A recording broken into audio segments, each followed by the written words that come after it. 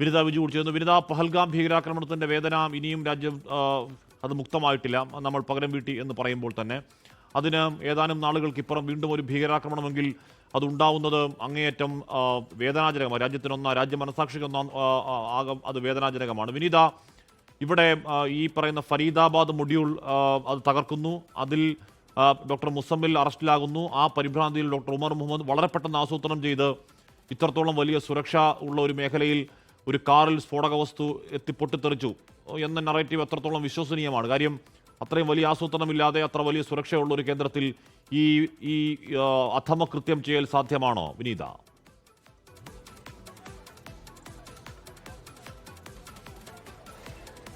Hashmi, October 27-നാണ് ഇതിന്റെ ഒരു ആദ്യ ഈ സ്ഫോടക വസ്തുക്കളുമായി ബന്ധപ്പെട്ടുകൊണ്ടുള്ള കേസിന്റെ ഒരു ആദ്യ നീക്കം നടക്കുന്നത്. ഒക്ടോബർ 27-ന് ഈ ജമ്മു കാശ്മീരിലെ ശ്രീനഗറിൽ ജെയ്ഷെ മുഹമ്മദിനെ പിന്തുണച്ചുകൊണ്ട് ചില പോസ്റ്ററുകൾ അവിടെ പ്രത്യക്ഷപ്പെടുകയാണ്. ആരാണ് ഈ പോസ്റ്ററുകൾ ഒട്ടിച്ചത് സംബന്ധിച്ച അന്വേഷണ സംഘത്തിന്റെ അന്വേഷണം അവിടെ തുടങ്ങുകയാണ്. ഈ കേസുമായി ബന്ധപ്പെട്ട് തുടർന്ന് നടത്തിയ CCTV ദൃശ്യങ്ങളിൽ നിന്നാണ് ഈ അനന്തനാഗിലെ മെഡിക്കൽ കോളേജിലെ ഒരു ഡോക്ടറാണ്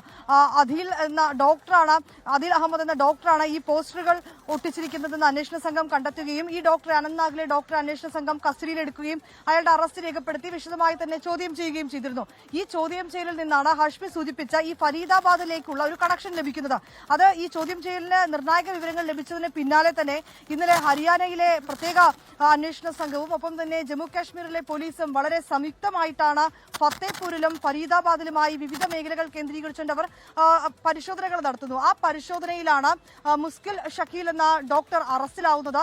ആദ്യഘട്ടത്തിൽ അയാളുടെ കയ്യിൽ നിന്ന് 360 കിലോഗ്രാം സ്ഫോടക വസ്തുക്കൾ, രാസവസ്തുക്കൾ കണ്ടെത്തുകയും പിന്നീട് ഗാഡ്രേജുകൾ, ടൈമറുകൾ, ഒപ്പം തന്നെ പിസ്റ്റലുകൾ എന്നിവ കണ്ടെത്തുകയും ചെയ്തിട്ടുണ്ടായിരുന്നു. തുടർന്ന് ഈ ഫത്തേപൂരിൽ മറ്റൊരു വീട്ടിൽ അന്വേഷണ സംഘം പരിശോധന നടത്തി. ഈ ലഭിച്ച വിവരങ്ങളുടെ അടിസ്ഥാനത്തിലായിരുന്നു ഇന്നലെ ആ പരിശോധന നടത്തിയിട്ടുണ്ടായിരുന്നത്. ആ പരിശോധനയിൽ ഏതാണ്ട് അവർക്ക് ലഭ്യമായിട്ടുണ്ടായിരുന്നത് 2000-ലധികം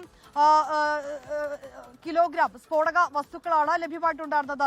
അത് ഈ രാസവസ്തുക്കൾ ഉൾപ്പെടെ അതിൽ ഉൾപ്പെട്ടിട്ടുണ്ട്. ഒപ്പം മറ്റൊരു ഡോക്ടർ, ഈ 2 ഡോക്ടർമാരും ഇന്നലെ അറസ്റ്റിലാവുകയാണ് ഉണ്ടായത്. തുടർന്ന് മറ്റൊരു ഡോക്ടർ, ഒരു വനിതാ ഡോക്ടർ എന്നാണ് അറിയാൻ കഴിയുന്നത്, അവരുടെ ലക്നൌ കേന്ദ്രീകരിച്ച് അവർ അവിടെ എത്തിയിരിക്കുകയും അവിടെ ചില മേഖലകൾ അവർ സന്ദർശിക്കുകയും ചെയ്തിട്ടുണ്ടായിരുന്നു. അവരുടെ കാറിൽ നിന്നൊരു AK-47 ലഭിച്ചതായി ഇന്നലെ അന്വേഷണ സംഘങ്ങൾ അറിയിച്ചിട്ടുണ്ടായിരുന്നു. അങ്ങനെ ഇന്നലെ മാത്രമായി 2 ഡോക്ടർമാരുടെ അറസ്റ്റ് അന്വേഷണ സംഘം രേഖപ്പെടുത്തിയിട്ടുണ്ടായിരുന്നു. ഈ കേസ്, ഈ സ്ഫോടക വസ്തുക്കൾ ശേഖരിച്ച കേസുമായി ബന്ധപ്പെട്ട 4 ഡോക്ടർമാരടക്കം 7 പേരാണ് അറസ്റ്റിലാകുന്നത്.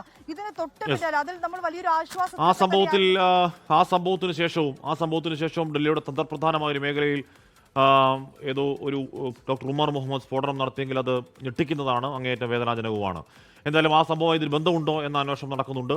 ആ സംഘത്തിൽപ്പെട്ട ആൾ തന്നെയാണോ ഇപ്പോൾ പറയപ്പെടുന്നത് ഡോക്ടർ മുസമ്മിൽ? അവിടെ പിടിയിലായ ഡോക്ടർ മുസമ്മിൽ പിടിയിലാകുമ്പോഴേക്കും ഈ ഡോക്ടർ പരിഭ്രാന്തിയിലാകുന്ന ഡോക്ടർ എന്ന് വിളിക്കാൻ കഴിയുമെന്ന് അറിയില്ല.